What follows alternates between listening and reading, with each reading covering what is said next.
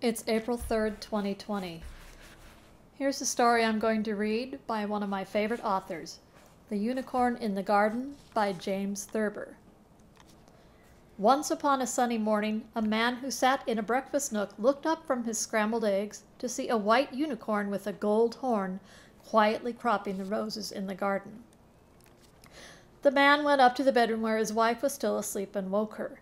"There's a unicorn in the garden," he said, "eating roses." She opened one unfriendly eye and looked at him. "The unicorn is a mythical beast," she said, and turned her back on him. The man walked slowly downstairs and out into the garden. The unicorn was still there. He was now browsing among the tulips. "Here, unicorn," said the man, and he pulled up the lily and gave it to him. The unicorn ate it gravely. With a high heart because there was a unicorn in his garden, the man went upstairs and roused his wife again. "The unicorn," he said, "ate a lily."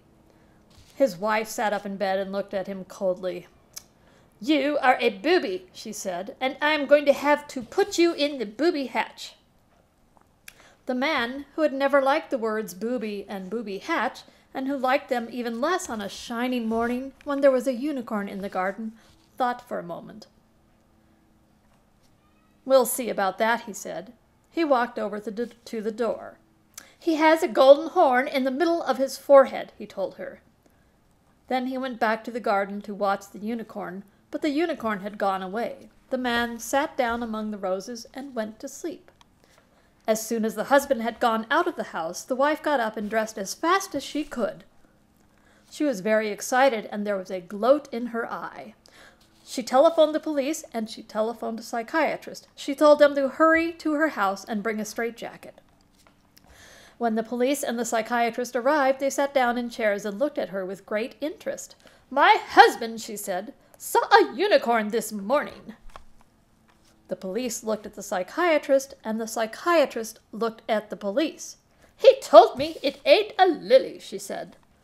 The psychiatrist looked at the police, and the police looked at the psychiatrist. "He told me it had a golden horn in the middle of its forehead," she said.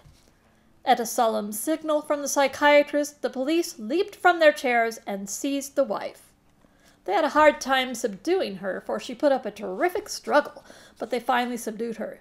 Just as they got her into the straitjacket, the husband came back into the house. "Did you tell your wife you saw a unicorn?" asked the police. "Of course not," said the husband. "The unicorn is a mythical beast." "That's all I wanted to know," said the psychiatrist. "Take her away. I'm sorry, sir, but your wife is crazy as a jaybird." So they took her away, cursing and screaming, and shut her up in an institution. The husband lived happily ever after. And the moral to this story is, don't count your boobies until they are hatched.